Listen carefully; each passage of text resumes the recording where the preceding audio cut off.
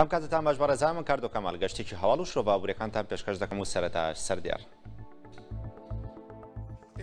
وەزیری گواستنەوە و گەیاندنی هەرێمی کوردستان ڕایگەیاند هەوڵەکانیان بۆ دەستپێکردنەوەی گەشتەکان بەردەوامە و ڕەتیشی کردەوە کە گەشتە ئاسمانیە نێودەوڵەتەکان بۆ هەرێمی کوردستان دەستی پێکردبێتەوە. ساعات العمل يعني هون شغلنا لل10 ساعات من 8 لل7 المغرب والشغل ماشي الحال وبالنسبه بەهۆی چوونی ژمارەیەکی زۆری گەنجان بۆ بەرەکانی شەڕ لە ڕۆژاوای کوردستان کارگەکانی عەفرین ڕوبەڕووی کەمی دەستی کار بوونەتەوە. دوای ئەوەی ئابووری قەتەر زیانێکی زۆری بەرکەوت بەهۆی گەمارۆکانی وڵاتانی کەندا و ئێستا حکوومەتی ئەو وڵاتە پەیڕەوی سیاسەتی پاڵپشتکردنی کەرتی تایبەت دەکات.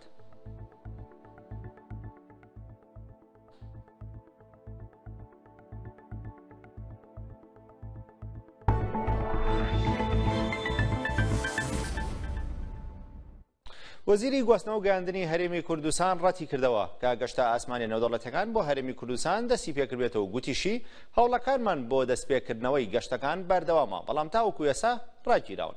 مەولود باوەمڕات وەزیری گواستنەوە و گەیاندنی هەرێمی کوردستان بە تۆڕی میدیای ڕووداوی ڕاگەیاند هەواڵی دەستپێکردنەوەی گەشتە ئاسمانی نێودەوڵەتەکان بۆ هەرێمی کوردستان دوورە لە ڕاستیە و گوتیشی هەوڵەکانمان بەردەوامە بەڵام تاوەکو ئێستا ئەنجامێکی نەبووە.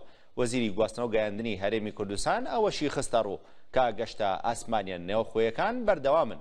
ئێوارەی ڕۆژی هەینی 29 نۆی 2017 حکوومەتی عێراق بڕیاری ڕاگررتنی گەشتە ئاسمانیەکانی بۆ هەردوو فڕۆکەخانەی هەولێر و سلێمانی خستە بواری جێبەجێکردنەوە. ئەمەش دوای ئەوەی لە بەرامبەر ئەنجامدانی گشتپرسی باشووری کوردستان پەرلەمانی عێراق 12 بڕیاری دژی باشووری کوردستان پەسەند کرد کەیکیان ڕاگررتنی گەشتە ئاسمانیە نێودەوڵەتەکانی هەردوو فڕۆکەخانەی هەولێر و سلێمانی بوو.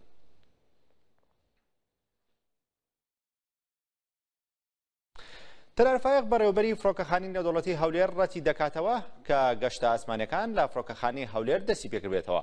بەڕێوەبەری فڕۆکەخانەی نێودەوڵەتی هەولێر لەبارەی گفتوگۆی نێوان ئەوان و حکوومەتی عێراق ڕایگەیاند لە پەیوەندیدان لەگەڵ دەسەڵاتی فڕۆکەوانی مەدەنی و وەزارەتی گواستنەوە بەڵام ئەوان هیچیان پێ ناکرێت چونکە بڕیارەکە ڕاستەوخۆ تاگلایەنە لەلایەن سەرۆکوەزیرانی عێراقەوە درراوە. ئێستا بارودۆخەکە نەگۆڕاوە لە ڕێی داخستنی فڕۆکەخانەکان و ئێمە عادەتەن ئەگەر خەبەرێکی واهی هەبێ مەفروزە نۆتامەکە یەکەم شت بگۆڕێ کە ئیلغای قەراری یەکەم کاتەوە بەڵام ئەو شتە نەکراوە بمامانە یعنی هیچ گۆڕانکاریە تا ئێستانیە و ینی هەمووی هەر گیراوەشتا. ئێمە هەر پەیوەندیمان هەیە لەگەڵ سوڵتای دەسەڵاتی فڕۆکەوانی عێراقی و هەروە لەگەڵ وەزیری گواستنەوەی عێراقی بەڵام لەبەری کە بڕیارەکە ڕاستەوخۆ لەلایەن سەرۆکی ئەنجومەنی حکوومەتی عێراقەوە ویراوە لەبەرەوە ینی هیچیان پێ ناکرێت و هیچیش نەهاتووینەتە پێشەوە. بڕیارەکە ینی یەکلایەنە بووە و بەبێ ڕاوێژکاری لەگەڵ ئەو دوولایانی کە زۆر پەیوەندیدارن بە بابەتەکەەوە بەس ئێمە لەگەڵ عەبادی قسەمان نەکرد و نە ئەوانیش وەڵامی نووسراوەکانی ئەمەیان ناوەتەوە.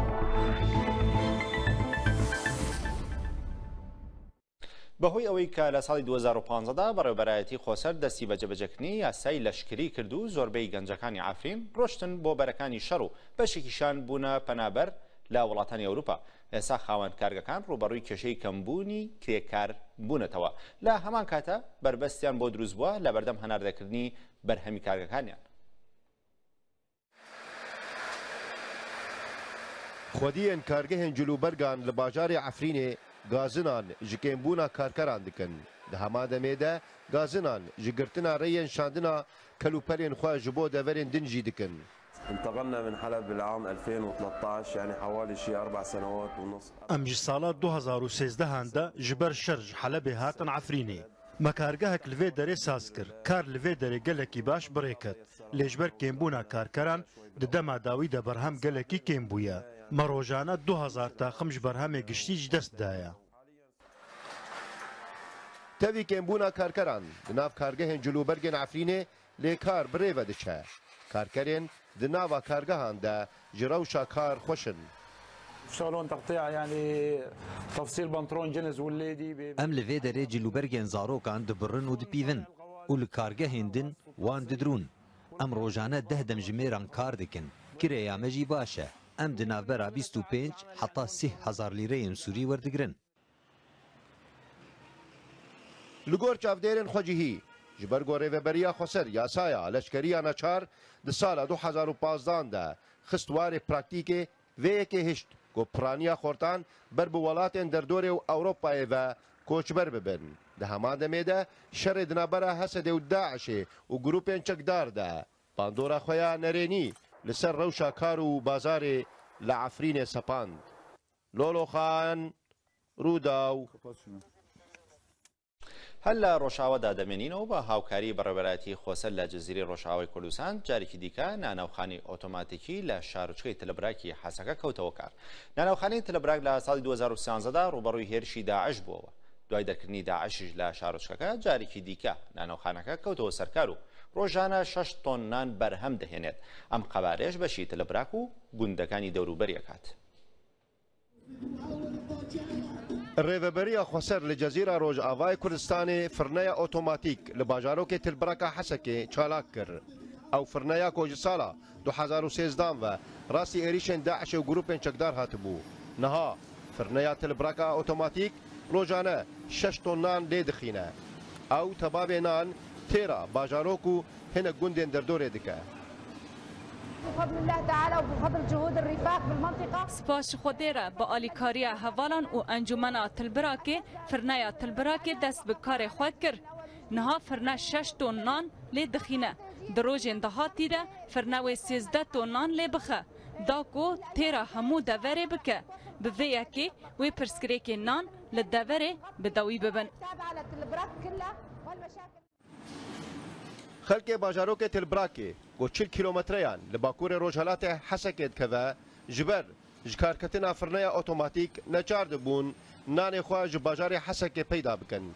Lê piştî bi çalakkirina firneya otomatîk hemû pirsgirêkên nan çareser bûn. نعاني الويلات طبعا بسبب قلة الخبز. روشا ما برج بر نبونا نان لتلبراكي جلكي خراب بو. امش بو پیدا کرنا نان 40 کیلومتریان حتی هسکه دچون. پشتی کو فرنیا تلبراكي اوتوماتیک دست بکر. نان د دما خود به نرخ آسایش ولاتیان را دی پیدا کرن. پرانیا باجار و باجاروکن جزیره روجاوای کردستانê ev heye demek ji ber daxistina deriyên firneyên taybet di rewşa krîza nan de derbas dibin. Firneyên taybet deriyên xwe girtin wek mangirtinekê li dijî buhabûna nirxê ferdê ard. Loloxan Rûdaw.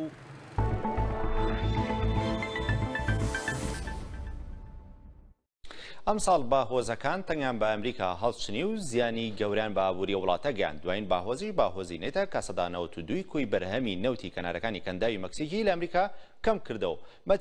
مەترسیشی لەسەر لە ناوبردننی سەدا 30 توانای پاڵاوتنی ئەو ناوچە دروست کردووە. بەپێی پێشبینەکان زیانەکانی باهۆزی نەیت زیاتر دەبن لە زیانی باهۆزی هاروی کە 6 هەفتەی ڕابردوو کەناردا ئاویەکانی کەنداوی مەکسیکی کردە ئاماج. بەپێی نوێترین داداکان باهۆزی نەیت تا ئێستا 300 سەکۆی نەوتی ئەمریکای لە کەنداوی مەکسیک پەخستووە. لەگەڵ ئەوەشدا باهۆزی نەیت لە ڕووی مەترسی زیانەکانیەوە لەلایەن ئاژانسی کەشناسی ئەمریکا و پلەی دوی پێبەخشراوە. ڕۆژی شەممە بەرهەمێنان نزیکەی 1 ملیۆن و 600 هەزار بەرمیل نەوت و 2 ملیار و 480 ملیار پێ سێجا گازی سروشتی لە کەنارەکانی کەنداوی مەکسیک ڕاگیرە بەهۆی باهۆزەکەەوە.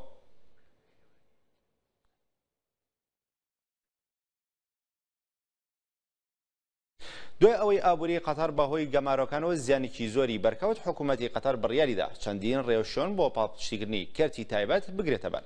شێخ عەبدوڵڵا بن ناسەر سەرۆکوەزیرانی قەتەر بڕیاری داوە کە لە ساڵانی 2018 و 2019دا کرێی ئەو کۆمپانیانەی کە لە ناوچەی پیشسازی قەتەر کار دەکەن بە ڕێژەی 150 کەم بکاتەوە. هەروەها حکوومەتی قەتەر بڕیاری داوە ئەو کۆمپانیانەی کە بیانوێت و بەرهێنانی نوێن لە قەتەردا بکەن بۆ ماوەی 1 ساڵ کرێی شوێنەکانیان لێوە ناگیرێت. بە مەبەستی پاڵپشتیکردنی بەرهەمی ناوخۆش شێخ عەبدوڵڵا داوای لە وەزارەتەکان کردووە کە کڕینی بەرهەمە ناوخۆیەکان لە 30% زیاد بکەن بۆ لە 100%.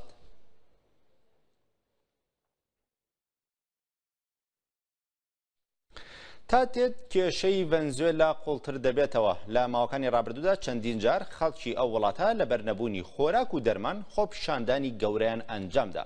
حکوومەتی ئەو وڵاتەش بەردەوام جەختی لەسەر ئەنجامدانی چەکسازی دەکردەوە بۆ ئەوەی ڕەوشی خەڵکی ئەو وڵاتە باشتر بێت. بەڵام ئێستا قەیرانەکان قوڵتر بوونەتەوە لە کێشەی دابینکردنی خۆراک و دەرمان تێپەڕیوە و گەیشتووەتە کێشەی نەمانی پارە لە بانکەکاندا. لە هەندێک شوێنی ئەو وڵاتە خەڵک لەبەر نەبوونی پارە مامەڵەی کاڵا بە کاڵا دەکەن. نیکۆلاس مادۆرۆش سەرۆکی کۆماری ڤەنزوێلاش هۆکاری کەمی کاش لەو وڵاتە بۆ دەگەڕێنێتەوە کە مافیەکان پارەی ڤەنزوێلا دەبەنە دەرەوەی ئەو وڵاتە تەنها بۆ ئەوەی قەیرانی دارایی لە ناو خودی ڤەنزوێلا دروست بکەن. خەڵکی ڤەنزوێلا پێشتر کێشەیان لە دەستخستنی خۆراک و دەرمان و پێداویستەکانی دیکەی ژیان هەبوو. بەڵام ئێستا قەیرانێکی دیکە بەرۆکی گرتوون. ئەویش نەمانی پارەی کاشە لە بانکەکان. بەهۆی کەمبوونەوەی پارەی کاشی بۆلیڤار کە دراوی ڕسمی ڤەنزوێلایە، هاوڵاتیان ناچارن ڕۆژانە بەڕیز لە بەردەم کەرەستەکانی ڕاکێشانی پارەی کاش بوەستن.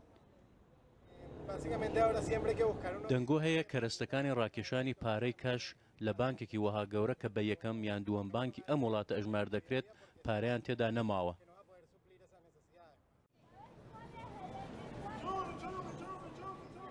هەندێک لە هاوڵاتیان دەستیان بە ئاڵوگۆڕی کاڵا بە کاڵا کردووە بۆ ئەوەی ناچار نەبن پارەی کاش بەکاربهێنن. بۆ ئەوەی کریارەکان بەدەستی بەتاڵەوە نەگەڕێنەوە من لە جیاتی کاش گۆشت و مریشیش قبول دەکەم لە جیاتی ئەو پارەیە کە دەبێ وەری بگرم دەتوانم ئەو گۆشتە بەرمەوە بۆ ماڵ. نیکۆلاس مادۆرۆ سەرۆکوەزیرانی ڤەنزوێلا هۆکاری کەمی کاش لە وڵاتە بۆ ئەوە دەگەڕێنێتەوە کە مافیاکان دراوی ڤەنزوێلا دەبەنە دەرەوە بۆ ئەوەی قەیرانی دارایی لە وڵاتە دروست بکەن. بەڵام تاوکو ئێستا هیچ بەڵگەیەکی بۆ ئەو قسانەی نەخستوەتە ڕوو. ئەوەی کە ئاشکرایە ئەوەیە ڕێژەی هەڵاوسانی سێژمارەیی لە ڤەنزوێلا هاوڵاتیانی ناچار کردووە بۆ کڕینی شتێکی سادە پارەیەکی زۆر لە گیرفانیان هەڵگرن. بۆ چارەسەرکردنی ئەو کێشەیەش حکوومەتی ڤەنزوێلا پارەی 500 و 5,000 و 20,000 لە چاپداوە.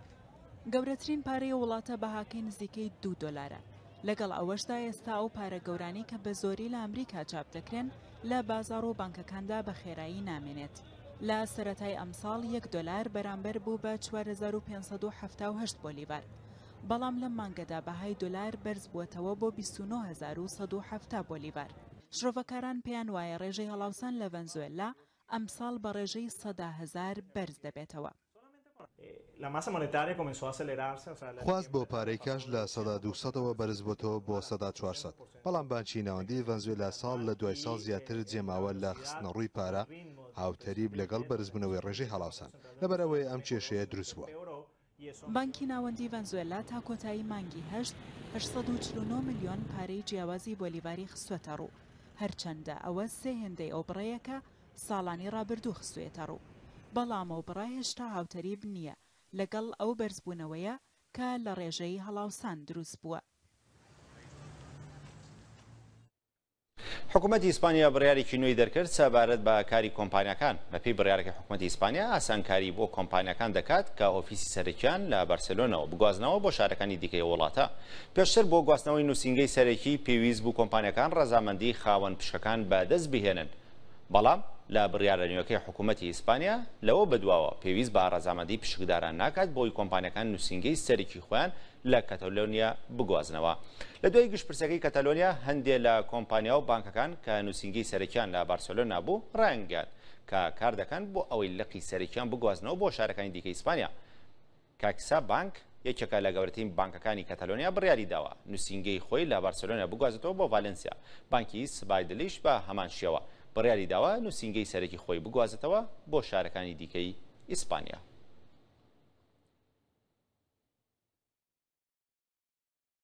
براد ئەلبایراک وەزیری وزەی تورکیا ڕایگەاند کارەکانی پێوەست بە پرۆژەی گواستنەوەی گازی ئازەربایجان بۆ ئەوروپا کە بە پرۆژەی تاناپ ناسراوە بەباشی بەڕێوە دەچێت. وەزیری وزەی تورکیا ڕایگەاند بەشی ژێری دەریایی بەشێکی گرنگی پرۆژەکەیەوە هیوادارە کە کارەکانی ئەو پرۆژە زووتر لەو ماوەی کە دەستنیشان کراوە تەواو بکرێت. ئەلبایراک ڕاشی گەیاند پرۆژەی تاناپ پرۆژەیەکی مێژوویە بۆ دابینکردنی ئاسایشی وزەی ئەوروپا هەروەها ئازەربایجان و تورکیا. بۆری ترانس ئەنادۆڵیان کە بە بۆری تاناپ ناسراوە گازی ئازەربایجان لە ڕێی جۆرجیاوە دەگوازێتەوە بۆ تورکیا و ئەوروپا. بڕیارە لە داهاتووشدا گازی سروشتی هەرێمی کوردستان هەر لە ڕێی ئەو پرۆژەیەوە بگاتە بازاڕەکانی تورکیا پاشان ئەوروپا.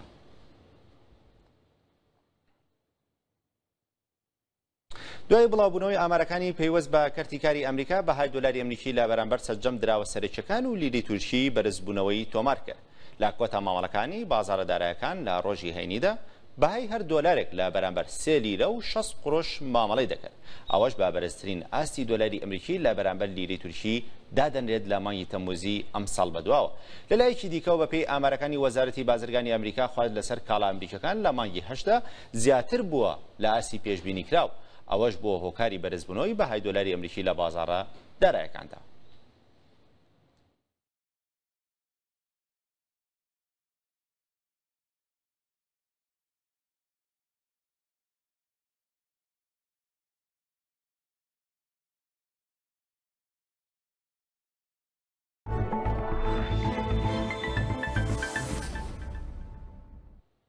لە دوای ڕووداوەکەی لاس ڤێگاس بابەتی بوونی چەکێکی زۆر لە ئەمریکا بوو بە مانشێتی سەرەکی ڕۆژنامەکان بە تایبەتیش لە دوای ئەوەی تێڕوانینێکی جیاواز هەیە لە نێوان کۆماریەکان و دیموکراتەکان سەبارەت بە هەڵگرتنی چەک لەلایەن خەڵکی ئەمریکاوە.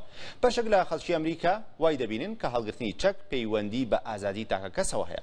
بەشێکی دیکەشان پیان وایە کە نەبێت چەک بەو شێوەفراوانەی کە ئێستا هەیە بمێنێتەوە بەڵکو دەبێت سنووردار بکرێت. بەپێی ئامارەکان تەنها لە ویلایەتە یەکگرتووەکانی ئەمریکا 270 ملیۆن پارچە چەک هەیە. ئەمەش ئەوان پێدەڵێت کە لە 142 خەڵکی ئەمریکا خێزانە ئەمریکەکان چەک هەڵدەگرن لە ویلایەتە یەکگرتووەکانی ئەمریکا. ئەم ژمارانە کاتێک بەراوردی دەکەینەوە بە ژمارە نێودەوڵەتەکان زۆر مەترسیدار دەرەچێت، چونکە لە کۆی هەموو جیهانە دەتوانین بڵێین 644 ملیۆن پارچە چەک هەیە کە 270 ملیۆنی لە ویلایەتە یەکگرتووەکانی ئەمریکا. ئەگەر تەماشای دانیشتوانی ئەمریکا بکەن و بەراوردی کەینەوە بە دانیشتوانی گۆی زەوی لە کۆی 7 ملیار و 100 ملیۆن کەس کە دانیشتوانی سەر گۆی زەوێ تەنها لە 4.4 لە ویلایەتە یەکگرتووەکانی ئەمریکا دەژی، بەڵام زۆرترین هەڵگرتنی چەک لەلایەن خەڵکی ئەمریکاوە. کەواتە دانیشتوانی ئەمریکا ڕێژێکی کەمە لە دانیشتوانی گۆی زەوی، بەڵام زۆرترین ئەو چەکی کە لە جیهانە هەیە بەدەست خێزانە ئەمریکەکانەوەیە. هەرچەند ڕێژەی تاوان ڕوو لە زیادبوون کە لە هەمان کاتە هەڵگرتنی چەکیش ڕوو لە زیادبوون دەکات. یاخۆت پەیوەندێکی هاوشێوەی دیکان هەیە، هەرچەند هەڵگرتنی چەک ڕوو لە زیادبوون کە بە هەمان شێوە ڕێژەی تاوانەکان ڕوو لە زیادبوون دەکات. ئەگەر تەماشای ئامارەکان کەین بۆمان دەردەکەێت کە ویلایەتە یەکگرتووەکانی ئەمریکا هەمیشە پلەی یەکەمی هێناوە لەوەی کە ڕێژەی تاوان لە ڕێگەی چەکەوە بەردەوام ڕووی لە زیادبوون کردووە. بۆ نمونە بەپێی ئامارەکان دەبینین لە کۆی 1 ملیۆن کەس 29.7 واتە نزیکەی 30 کەس دەمرن بەهۆی فراوانی بەکارهێنانی چەک لە ناو خودی ئەمریکا. دووهەم وڵات بەلجیکا دێت کە ڕێژەکەی کەمترە، نزیکەی 7 کەس لە کۆی 1 ملیۆن کەس ساڵانە دەمرێت بەهۆی ئەوەی کە چەک بە شێوازێکی فراوانتیدا بەکاردێت. بە هەمان شێوە کەنەدا ڕێژەکە کەمترە، نزیکەی 5 کەس ساڵانە بەهۆی فراوانی چەک بە شێوازێکی فراوان لە کوی 1 ملیۆن کەس گیان لەدەست دەدات. هەروها ئەڵمانیامان هەیە کە ڕێژەکەیدا زۆر کەمەوە، ئوسترالیاش بە هەمان شێوە نزیکەی 1 کەس تا 2 کەس لە کوی 1 ملیۆن کەس دەمرن بەهۆی ئەوەی کە ڕێژەی تاوان لە ئاستێکی بەرزدا بێ یاخود بەکارهێنانی چەک بە شێوازێکی فراوانە بەهۆی بەکارهێنانی چەکەوە. لەلایەکی دیکە دوو تێڕوانینی زۆر جیاوازمان هەیە لە ویلایەتە یەکگرتووەکانی ئەمریکا بە تایبەتیش لە نێوان کۆمارەکان و دیموکراتەکانە. ئەگەر تەماشای کۆمارەکان کەین، کۆمارەکان هەمیشە لەگەڵ ئەوەدەن کە دەبێت چەک بەکار بێت، دەبێت مافی خێزانەکانە، مافی خەڵکی ئەمریکا کە چەک بەکار بهێنێ و مافێکی سروشتی هەموو تاکێکە گەر بێوێت چەک بکرێ بۆی پارێزگاری لە خۆیکە. کۆمارەکان دەڵێت هەڵگرتنی چەک مافێکی سروشتی هەموو تاکێکی ئەمریکا کە دەبێت چەکی پێبێ و لە هەمان کاتە دەبینین کە زۆرترین ڕێژەی بەکارهێنانی چەکیش لەلایەن کۆمارەکانە، واتە ئەوانی کە سەبەک کۆمارەکان لە 142 چەک بەکاردێنێن. خاڵێکی دیکە کە کۆمارەکان هەمیشە جەختی لەسەر دەکەنەوە دەڵێن ئەو ڕووبەرە فراوانی کە لە ویلایەتە یەکگرتووەکانی ئەمریکا هەیە بۆ ڕاو بەکاردێت دەبێت بەردەوام ڕوو لە زیادبوون کەوە مافی خەڵکە بڕوا بۆ ڕاوکردن چەک بەکار بهێنن. بەڵام دیموکراتەکان تێڕوانینێکی جیاوازیان هەیە، ئەوان دەڵێت مافی خەڵکە کە چەک بەکاربێنێ بەڵام دەبێت ئەمە لە ڕێگەی یاساوە بێ و یاساوی ڕێسایی تایبەت بەخۆی هەبێ و تەنانەت ئەگەر تەماشاکەین دەڵێ دەبێت باج هەبێ بۆ بەکارهێنانی چەک و ئەو چەکانە دەبێت هەمووی تۆمار بکرێ و تەنانەت ئەو فیشەکانی کە بەکاردێت دەبێت هەمووی تۆمار بکرێ بۆ ئەوی بزانین هەموو ئەمانە کۆنتترۆل بکرێت لە چوارچەوەی یاسایەکدا نەگەوەی کە بەو شێوازی کێسە لە ویلایەتە یەکگرتووەکانی ئەمریکا هەیە بە شێوازێکی فراوان چەک بەکاردێ هەر بۆیە ئەگەر تەماشای ڕێژەکەش کەین و بەراورد دەکەین و بە کۆماریەکان دەبینین تەنها لە سەدا 20 دیموکراتەکان چەک بەکاردەهێنن و ئەمە ڕێژێکی زۆ کەمترە لە کۆماریەکان نیوەی کۆماریەکانە لە بەکارهێنانی چەک لە دوای ڕووداوەکانی لاس ڤێگاس بینیمان کە پشکی کۆمپانیەکانی بەرهێمێنانی چەک لە ویلایەتە یەکگرتووەکانی ئەمریکا ڕووی لە زیادبوون کردو لە دوای هەر ڕووداوێکی نەخوازراوە کە چەکی تێدا بەکار بێت دەبینین کە پشکی کۆمپانیەکانی بەرهێمێنانی چەک ڕوو لە زیادبوون دەکات ئەمەش بەهۆی دوو فاکتەر یاخود بۆ دوو هۆکار دەگەڕێتەوە یەکەم ئەو خێزانانە ئەو خەڵکانەی کە لە ئەمریکا دەژین و تا ئێستا چەکیان نەکڕیوە هەوڵ دەدەن کە ئێستا ڕاستەوخۆ دوای ڕووداوەکە بڕۆن چەک بکڕن چکە دەزانن حکوومەتی ئەمریکا لە دوای ئەوە کۆمەڵێک یاسادا دەڕێژێت بەکارهێنانی چەکتیدا زۆر سنووردار دەکات بۆیە ئێستا چەکی دەستکێ باشترە لەوەی کە لە دوای دەرکردنی بڕیارەکە چەک بکڕێت لە لایەکی دیکەشەوە بەشێک لەو خێزانانەی کە با بڵین چەکیان هەیە هەوڵ دەدەن کۆمەڵێک کەرەستەی کە بکڕن یاخود چەکی دیکە بکڕن بۆ ئەوەی سبێنێت لە بازاری ڕەشا بیفرۆشنەوە یاخود بە نرخێکی گرانتر بیفرۆشنەوە هەر ئەمە شەوای کە کۆمپانیەکانی بەرهێمێنانی چەک بەردەوام قازانج بکەن و پشکەکانیان ڕوو لە بەرزبوونەوەکە بۆ نمونە پشکەکانی ستۆم ڕیگەرمان هەیە کە بەڕێژە لە سەدا 3.5 ڕووی لە بەرزبوونەوە کردووە لە هەما کاتە ئەمریکان ئاوتدۆرمان هەیە کە کۆمپانیایەکی دیکەی بەرهێمێنانی چەکە دەبینین کە بەڕێژەی لە سەدا 3.3 لە کۆتە مامەڵەکانە پشکەکانی ڕووی لە بەرزبوونەوە کردووە و تەنانەت پشکی ئەو کۆمپانیانەی کە خودی چەک بەرهەم نێنن بەڵام کەرەسەکانی چەک بەرهەم دێنن وەکو فیشەک دەبینین کە ئۆلین بە هەماشەوە بەڕێژەی لە سەدا 8.7 لە کۆتە مامەڵەکانیە پشکەکانی ڕووی لە بەرزبوونەوە کرد بەهۆی ڕووداوەکانی لاس ڤێگاسەوە کەواتە دەتوانین بڵین چەندێک ڕەوشەکە خراپتر بێ لە ڕووی ئاسایشەوە ئەوەندە کۆمپانیەکانی بەرهێمێنانی چەک ڕوو لە قازانجی زیاتر دەکەن ئەمە ژوا دەکات کە لە مامەڵەکانیانە بەهای پشکەکانیان بەرز بێتەوە چونکی ئەو کەسانی کە خاوەن پشکن یاخود پشکداری یان خود هەڵگری پشکەکانن بەردەوام قازانج دەکەن لە کاتی بەرزبوونەوەی پشکەکانە هەر بۆیە هەموو ڕووداوێکی نەخوازرا و کۆمپانیەکانی بەرهێمێنانی چەکتیدا سودمەند دەبن گەشتێکی هەواڵابوورەکانم پێشکەشکردن هەر شاد بن